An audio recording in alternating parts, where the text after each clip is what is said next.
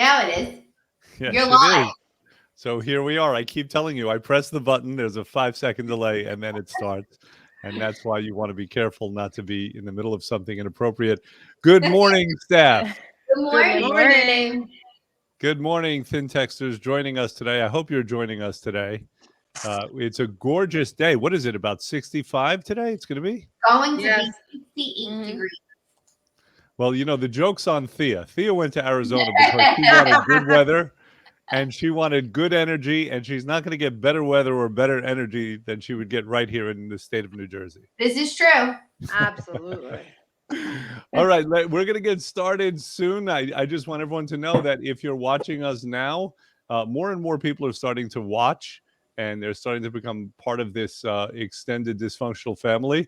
So if you are watching us, feel free to share, like, make comments. Do not be shy.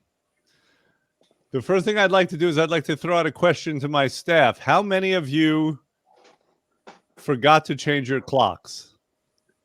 Well, I ended up changing. I didn't change them when I should have. Yeah, I guess I forgot. Do we have any clock changing disaster stories, or are we all pretty good? Are we getting used to it? No, I'm good on my side. Not You're used good to on it your yet. side.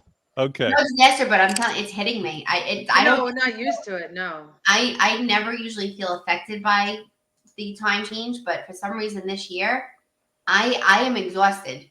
I mean, come 9 o'clock, I'm like, oh, I need to go to sleep. I'm so tired. I'm so But the tired. 9 o'clock is My really kids 8 were in o'clock. bed by 8:30 last night. I'm like, Yeah. that's really like 7:30. How did you do that? I know, but you typically go to bed before the street lights go on. Yes, yes.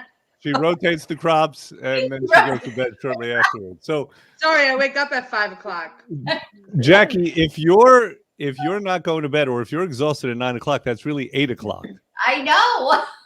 So you got to figure that one out. I know. I think I was just still in vacation mode. Okay, well, I know a way to wake you up, Jackie, and that is to have you share a delicious recipe. You're going to go first today. Okay. Let's share a delicious recipe with everyone who's listening to us. Okay. So I made the other day is really good. A lot of people actually, and so for anybody who doesn't know, I'm actually on program. So quite a few people are asking me, like, obviously flavoring their food. They are abiding strictly by what they see, and they're not getting creative. And I cannot say this enough. We have to enjoy our food. The only thing you're omitting from this program is not going to be the end all be all. You can still taste good food. So there are a lot of ways to do that. You want to season your food. You want to flavor your food. Dip into that. Get creative. You're just removing oils. It's not like, I promise you. So I have a really Are good you dress. saying people freak out sometimes? Yes, and I you know, rightfully so, because it's new to them, right? But I'm like, I don't freak out, because you're gonna get yourself all worked up, and you're gonna go in the opposite direction. I promise you, food can still taste good, and it really does. So there's a dressing that I kind of put together that I've used as a marinade so far. I've used as a dressing and as a dip. It comes out so good. I'm going to tweak the measurements for everybody, but it is mustard, no sugar added. The juice of a lemon, half the juice of a lime, chopped shallots, black pepper, and that roasted garlic that I told everybody about that I made in the fridge. Yeah, we're getting somewhere. Put it in there and blend it. It is so good. And obviously, the more of the roasted garlic you put in the cloves, the thicker it becomes. So you can use it as a dip. So I actually dipped my zucchini in it. It was so good, which I air fried, which was delicious. If you don't have an air fryer, that's okay. You can still bake on parchment paper. You see where I'm going? You can still eat. Don't worry. Like, I think really, cooking show. I'm just a mess when I. Rachel Ray. I'm just a mess. I'm like half a cup. This looks like half a cup. So I did that. I've used it as a marinade so far for shrimp and for chicken. And I even chopped up, I ended up adding fresh basil. I literally chopped a bunch of leaves really messy just so it became like very fragrant. Threw that into it, and I threw my chicken in with it. It was so good. So good. Sounds fantastic. How about dill? I feel like dill needs to be in everything. So you know what's funny? Jen actually told me about this, because I bought that delightfully dill that we carry in the office, and I love it. I love pickles. I love that. I just have not made anything with it yet because I don't know how to use it. So I'm not there yet, but maybe I'll figure something out. You don't know how to use it? No, because I feel like dill is it's a acquired taste. You know, I don't know. Like I wouldn't. I don't know if I'd like it on chicken, but I probably would like it on chicken salad or something. Maybe an egg salad. I don't know. Yeah, dill makes everything better. My grandmother swore by dill, and she was one of the all-time great. Oh, what happened to Jen? Oh, hey, Jen. This is frightening. Go to get her dill. She's Okay, going to dill. share her dill with us. No, Yeah, my grandmother was one of the all-time great cooks, and she swore by dill. Dill was in everything. yeah. Well, it's like, well, I mean, it's not the healthy version. Well, it could be the healthy version. Everyone says everything's better with butter. Look, someone loved dill. Who loves They dill? pressed the heart for dill. I don't know, but Oh, let somebody me did. see. We'll check afterwards. All Yeah. right, just so everyone knows, I know nobody's asking me, but just a little update on my crock pot.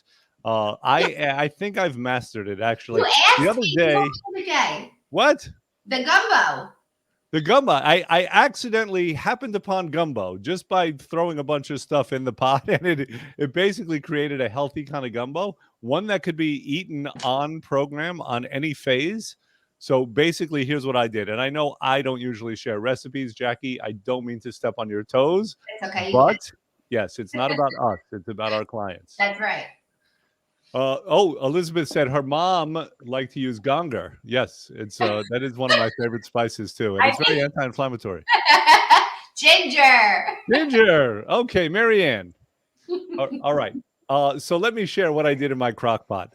I threw in some rice cauliflower, some diced onions, a bunch of shrimp, and then I flavored it with mustard and a bunch of other things. I don't even remember.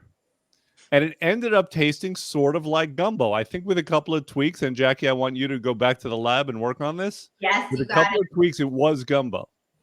I wonder if we kind of twist something in there, like if you pre-season. I mean, so there are some spices that we carry at the office that are so good. They're clean, they're program approved, they're paleo and keto friendly, vegan.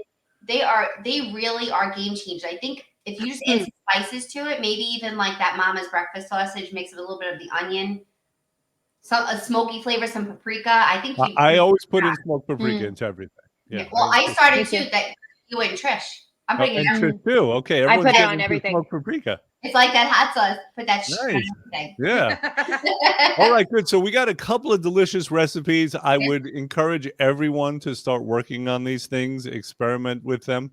And but I do want to get to our testimonial because I know Jen is prepared. Wait, before we go on, I have to say this.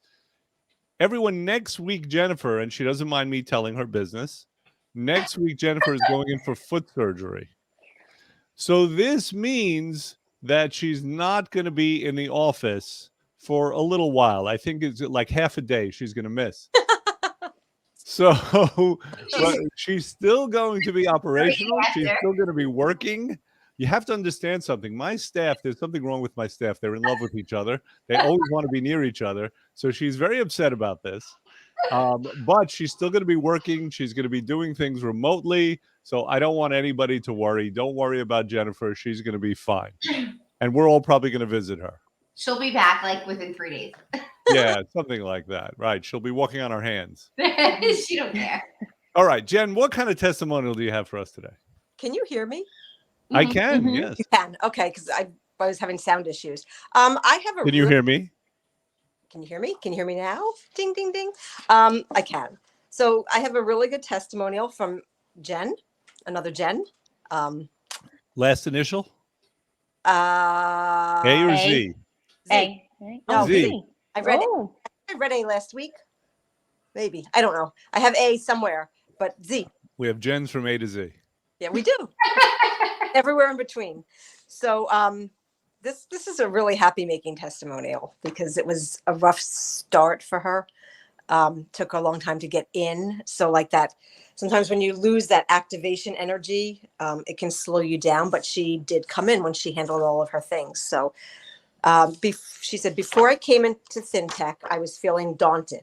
A number of years ago, I had lost a great deal of weight, but shortly thereafter, my life fell apart and I dove face first into sugar and gained back most of what I had lost. Is everyone getting a visual, by the way? Yeah, Right? literally. Yeah. What was that movie where the guy he dove face first, but it was into cocaine and not sugar? I don't. Scarface. Casino? Scarface. Very Yes, good. that's what I was thinking of. Okay, I've I'm yet sorry, to I see the whole interrupted. thing. Sorry.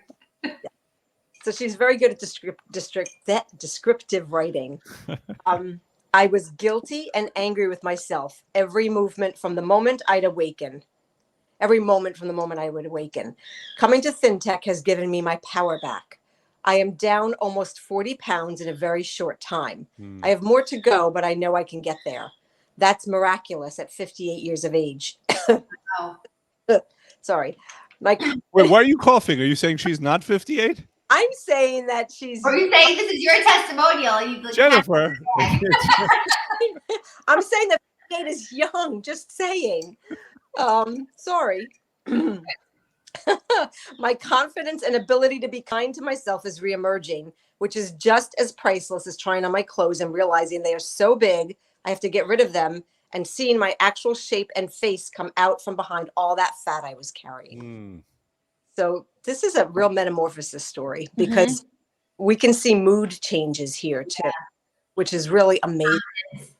But I would like to add on to what she said that, coming back in gave her power back. It was there. She just didn't know where it was. And her coming in was actually her taking the first steps in regrasping taking control. control and finding her own power again. So Yeah.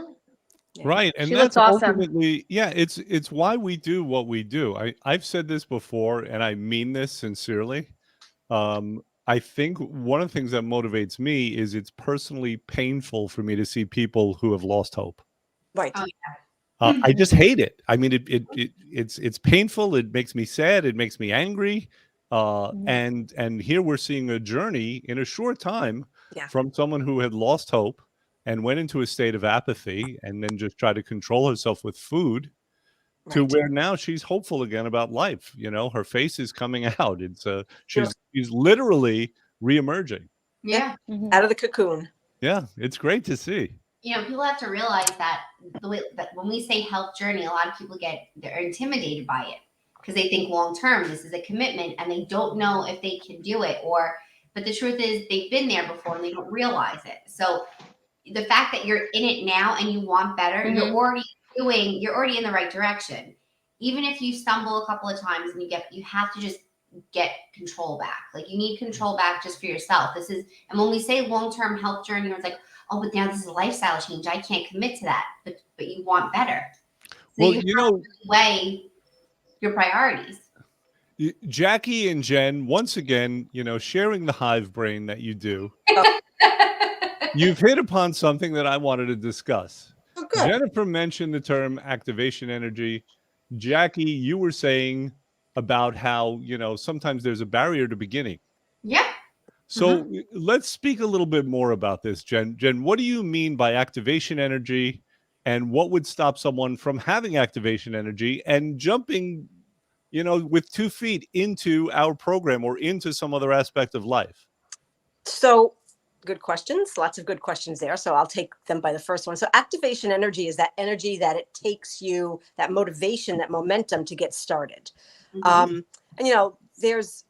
we all kind of procrastinate to a certain extent. Some things we jump into feet first and we hit the ground running, and there's that momentum that keeps you going and that propels you forward to bigger and bigger and bigger successes. But have you ever noticed when you just can't get started and the day's kind of like, wah, it takes you forever to go through the tasks that you have planned because you're not utilizing that momentum. So like the longer it takes you to get started on something, the lower the chances you have of completing everything you have to do, because energy builds on energy. That's like that activation energy can keep you not just started, but active. People have lots of barriers that they put in their own way. So, we talked a couple of weeks ago, maybe it was last week or the week before, about constant invalidation creating self-invalidation. So, we need to look to ourselves to the reasons why we don't start. We make all these excuses. I can't cook. The food's boring. I have too many things on my plate. We all do it. That's mine. Too many things on my plate. But, you know, the reality is we give the attention and the focus to what we think is important. And a lot of times and I'm going to speak pretty specifically as women and moms, not that you guys don't do it. So, you know, caveat there, I'm not being, what's the word?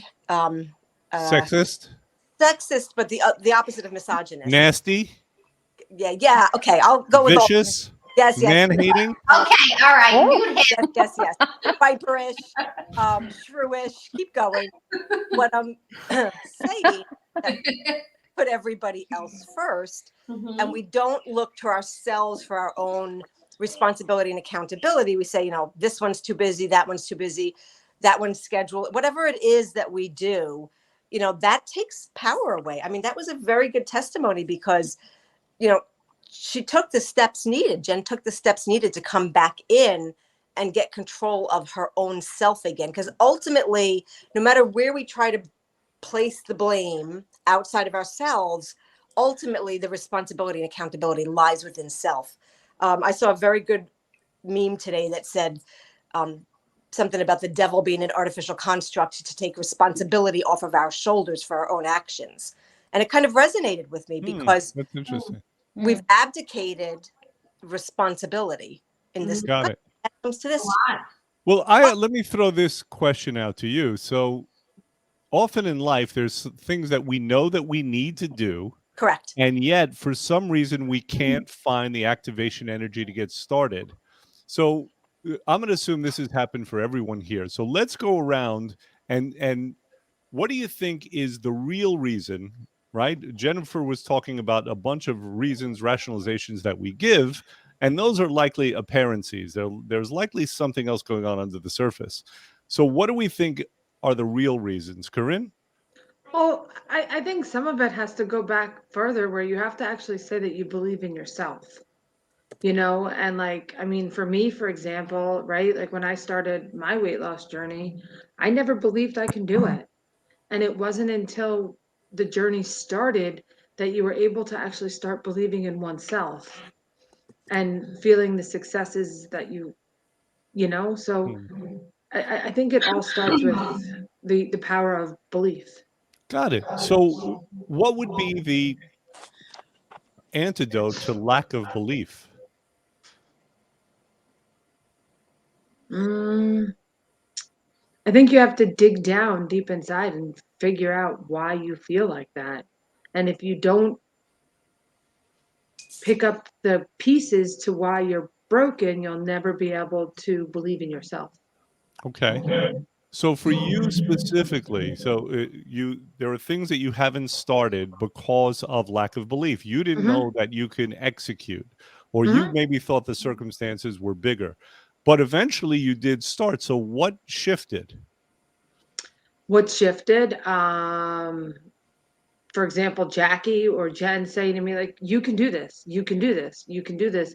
And the positive support that we receive. And I mean, now even to this day, like if I go on my weight loss journey, I'll text Jackie all the time, like, here's my weight today, here's my weight today. And I do that because I'm no longer ashamed of what my weight is. I'm proud of the fact that I'm doing something about my weight. Got it. Got it. So I love where you're going with this. What you're actually suggesting is that sometimes if we don't have the strength, there are people in our lives and we can borrow their strength.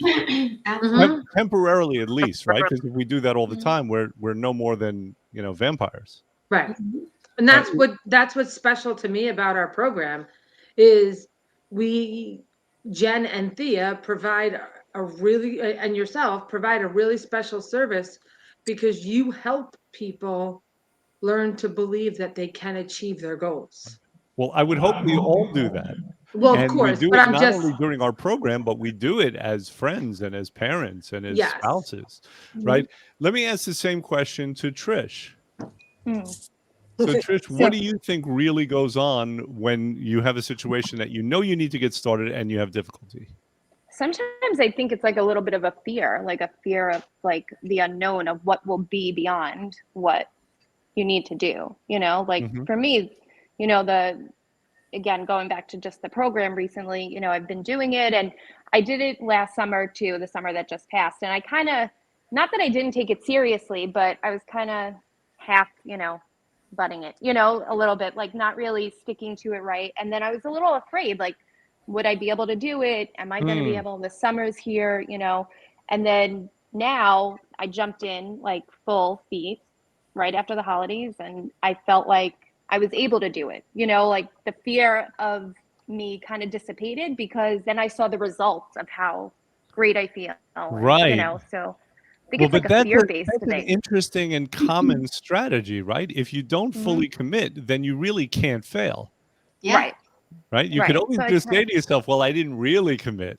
Right. That's how I felt. Like, I'm like, I really didn't commit. So, but now I really committed and the fear kind of went away. Like I can do it, like it's not really so fearful at the end anymore. So there's like two things on that. So I agree with both of you because I feel like it's always the trifecta, right? So you're afraid, it's the timing. I'm afraid. So for me, I always say, like, in terms of timing, there is never going to be a perfect time to start something or for something to happen. You can always plan, but the truth is the plans are out of our control. We do not have control over everything in life, but we do have control over what we do to make ourselves better. Right. So these are things that we have to commit to. So the timing, Friday will always come. A month will always come. What are you doing in that time? What are you doing in that week's time, that month's time? You have to commit to yourself, and it's funny, and touching base on, support, which I know we constantly say about our support, but it is genuine and we all do it. I had somebody text me yesterday and amidst like me explaining a couple of things and throwing some recipes, and they turn around and say, like, I really can't tell you how much I appreciate you helping me. And I'm like, absolutely. It's absolutely no effort on my part. The truth is, that's what we're here for. And I said, and the truth is, if we could all do this alone, none of us would ever need a potential program. We all need help, even if we don't think we do. If I personally myself, and I said that myself included, just because I'm in the zone does not mean that I also don't need the support. So that shouldn't be the factor of you starting or stopping, but it's a plus that we're all supporting each other, that you have a support system. So if you have to start off just believing in yourself and being your own cheerleader, that's okay. Don't let it be timing. Don't let it wait for the right person. Don't let it be anybody that has to push you forward. You have to step up and do it for yourself. Jen, what's your take on this? Wow. It's a lot of really, really salient points there. So the one thing that stuck out first was the fact that you said you can lean on somebody else until you're strong enough to take control of your own life.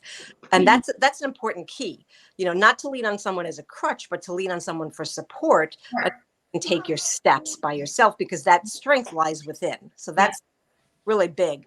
I think that we have two things going on. We have both fear of failure and fear of success. It's the what ifs, but what if, but what if, but what if you're successful? Then what do you have to change in your life? And how would you then? And a lot of people are equally afraid of succeeding as they are of failing. So they keep creating the failure because it's a comfort level for them. Oh, yeah. I think that also, we always say things like, you have to just believe, you have to have faith, I would say be that belief and be that faith, because when you are the originator of that belief and faith in yourself, you're acting because you are that faith. You are that faith, whatever it is. And I'm not being religious here. I'm just being like, be it. Yeah. Or that. Absolutely. Will take the action steps forward to get what you want. So once you start in a different mindset, then everything changes. And we don't really think about thoughts as being energy, but every single thing is just, we're talking about physics in the past. Every single thing is an energy wave or an energy flow. So our thoughts spiral outward and we put us in the direction of what we're thinking. So if we're thinking negatively, we're going to have negative. If we're thinking positively, we get what we think. We attract what we see. In others, what we are as reflections of ourselves. Listen, I want to push back a little bit. I want to be slightly contrarian, and this is something I never do. No, no. You know, just for the Wait, before you do purposes. that, but can I just want to just touch on what Jen just said. Are you interrupting my interrupting? I am. Okay, fine. And I got you, Jen. I got you. Thank you, babe. Be the change you wish to see. Yes. Is a saying that I see all the time, and that's really it. Really sums it up. Like you be the You change are. at the end. You are it. That's it. I got to tell you. So here's where I'm going to be a little contrarian, and it's kind of 6 of one, half dozen of the other. But I feel that more important than belief is probably disbelief. And let me expound on that a little bit. Yeah. We're all too smart for our own good, right? We all project into the future, and we're very good at it, and we end up believing our own BS. And if we could only develop the skill of not believing those things which we are in fact creating, I think that would be very powerful. Tell me this. Can you think of a person who you've met or who you've seen, maybe they're in the public forum, where you've thought, you know, this person, they're not that talented, they're not that smart. How did they get into this position? Like that person was too stupid to know that they didn't have what it took, and therefore they were able to then take the correct actions and do it and achieve what they wanted to achieve. So, wow. Wow. So I don't know if I'm gonna comment. So actually, you know, it's funny because when you say that person was too stupid and whatever, I'm not gonna mention sides, but you know, we have some very crazy political stuff going on in our town. A lot of them are too stupid to be in the position they're in, and yet they're there. And they're there.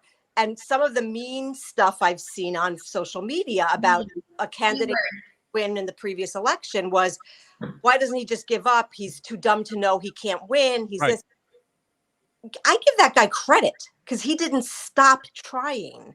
So he didn't even know. And I'm not saying he's stupid. That's not what I'm saying. I'm saying he didn't listen to the naysayers. He didn't look at his pitfalls or his stumbling blocks. He just kept going. Right. So yeah, do drag forward our past failures and project them into the future. But it's beyond that, Jen. So do you see the irony here? We're too smart to know how stupid we are. Yeah. There are some people who are blessed by being so stupid they don't know how stupid they are. No. No. Or at least they don't believe those limiting thoughts. They don't believe it. Right. But you know what? You ever see, like, for example, I mean, we've discussed this way back when, I don't even remember, I want to say it was over the summer, where we see these ads of plus size or larger people wearing very skimpy bathing suits and pretty much projecting that, and they refer to it as body shaming otherwise, because you have to be thin. And by all means, that is not what we're saying here. Everybody's version of perfect always seems to be something that is not real. Not realistic. So, you know, you'll see somebody walk around and they look perfect. Their skin is flawless in a photo. People put out there what you want them to see. Right. So the truth is, I mean, we're all here sitting in our natural aura, right? So I'm having my coffee. I have no makeup on.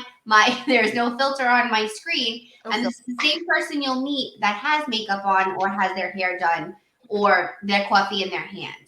We have to kind of break those false images that are out there, because that sets people up for failure. They think that that's where they have to be and that's what they want. So I feel like it's bad.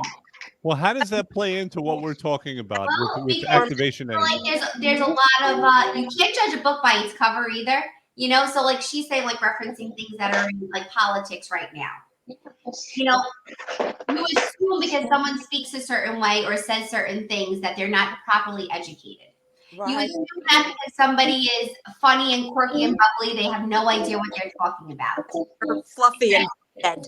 Yep, exactly. So you know, it's pretty much judgment. We can't pass judgment. So we're saying how stupid some people are. The truth is, I wish I had that confidence to not share with somebody else. I understand. What I'm saying is, if we could develop kind of a willful ignorance about what we think our shortcomings are, Right. It comes then with we would be in a much better place. And some of the people that we see who have achieved a lot, they have that willful ignorance. And here's a practical example. And by the way, who's echoing? 'Cause I'm gonna. All right, I'm Maybe buying it's mics Marissa. for Let me everyone. wait. Let me You're- mute and see if You're that's all better. getting microphones for your birthday. That's what I'm telling you right now. 'Cause this is unacceptable. Okay, I don't care when your birthdays are. You're getting mics. Jen, that means Friday you're getting a microphone. Oh, we outed her. You had me, lady. Okay, but I was giving However, a practical Dr. example. R, it has to be a small one. Understood.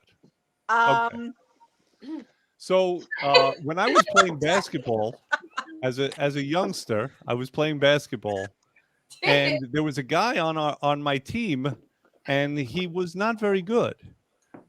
He was a bad player, but his father, one of these fathers, his father thought that the kid was the Messiah, and told him how great he was, and as a result, he played with a lot of confidence.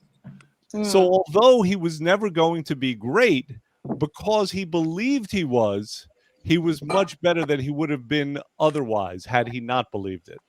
But- And most of us are doing the opposite thing.